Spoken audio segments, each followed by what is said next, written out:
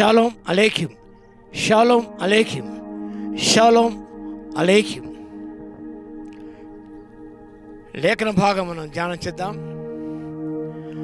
Ruth గ్రంథాన్ని మనం ధ్యానం చేస్తే రూతు మనకు ఒక ప్రముఖమైన వ్యక్తిగా మనకు అనిపిస్తుంది.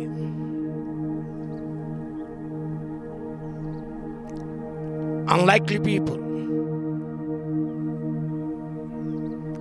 ఏమాత్రం కూడా విలువలేని, గుర్తింపు లేని ఒక అన్యురాలు, మోయాబు స్త్రీ చరిత్రలో ఒక స్థానాన్ని సంపాదించుకోవడం it's not an easy thing. అది చిన్న విషయం కాదు. Ruth was a Moabite woman, lost her husband. Nobody was for her. Nobody was there to look after. In that devastating circumstances, she took a bold decision, a right decision, took a right path. నిరాశాజనకమైన ఆ స్థితిగతులలో, సర్వం కోల్పోయిన స్థితిగతులలో తన యొక్క నిర్ణయం అనేది అంత ఉన్నతమైన స్థాయికి చేర్చగలిగింది. She made a right decision. Naomi అన్నది, మీరు మీ దేశాన్ని వెళ్ళండి, ఇక ఈ ప్రాంతానికి వెళ్ళండి. ఓర్ప అతను ముద్దు పెట్టుకొని వెళ్ళిపోయింది.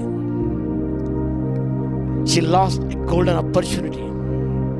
ఒక బంగారు అవకాశం, సువర్ణ అవకాశం జార విడుచుకుంది. రూతు అలా చేయలేదు. నయోమిని అతను హత్తుకొనెను. She made a commitment. నీ జనమే నా జనము, నీ దేవుడే నా దేవుడు, నేను ఎక్కడ ఉంటాను, నేను ఎక్కడ నివసిస్తాను, నేను పాతిపెడతా, నేను పాతిపెట్టబడతాను అంటూ ఒక తీర్మానం, ఒక కమిట్మెంట్తో తాను ముందుకు సాగిపోయింది. చాలా గొప్ప సంగతి అండి. The past is not our final destination.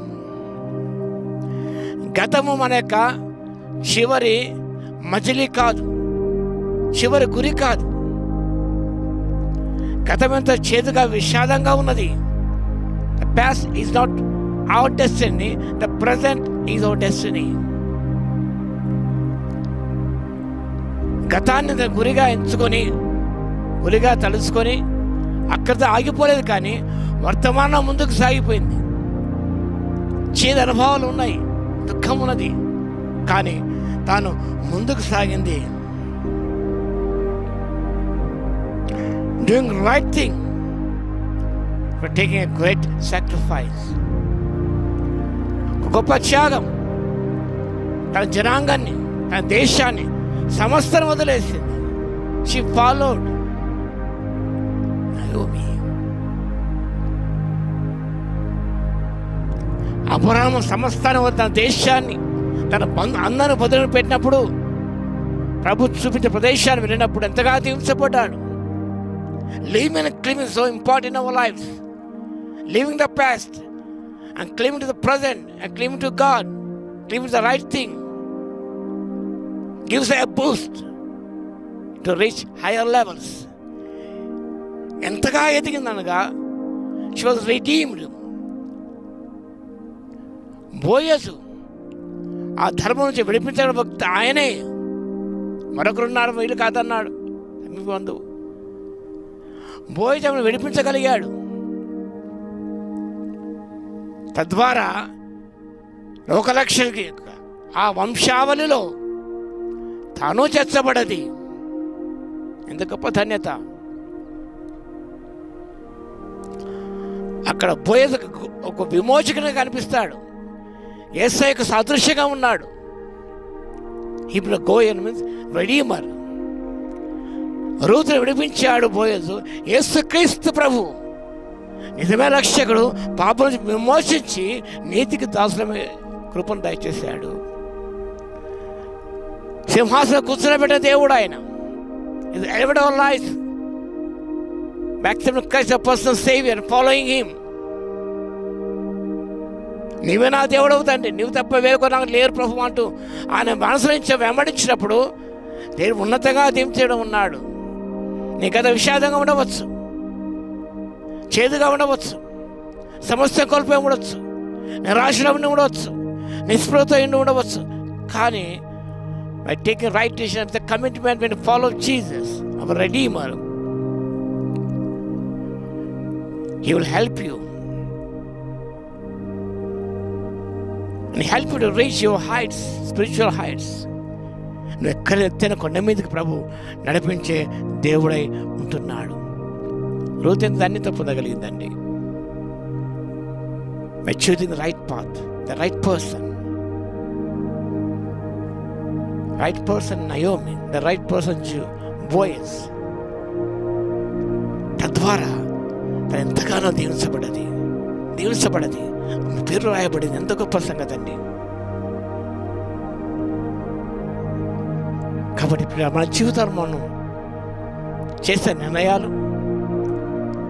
దేవుని అంగీకారం ఉన్నప్పుడు, దేవుని యొక్క వాక్య ఆధారంగా మనం చేసుకున్నప్పుడు మన జీవితాలు ఎంతగానో దీవించబడతాయి, ధన్యములు అవుతాయి. కాబట్టి ప్రతిదీ కూడా మనం జ్ఞాపకం చేసుకున్నప్పుడు let's follow our living and loving friend Jesus Christ. ఆయన అనుసరిద్దాం. మనం ఎలా ఉన్నా కూడా అలాంటి స్థితిగతులు రూతు వెంబడించింది. నయోమికి ఏమీ లేదండి, సంపూర్ణ సమస్త కోల్పు రిక్తురాలైపోయింది. Nothing she had. డైలీ బయట కొరకు రూత్ వెళ్ళి పొలంలో పని చేయవలసి వచ్చింది. She went to hardships.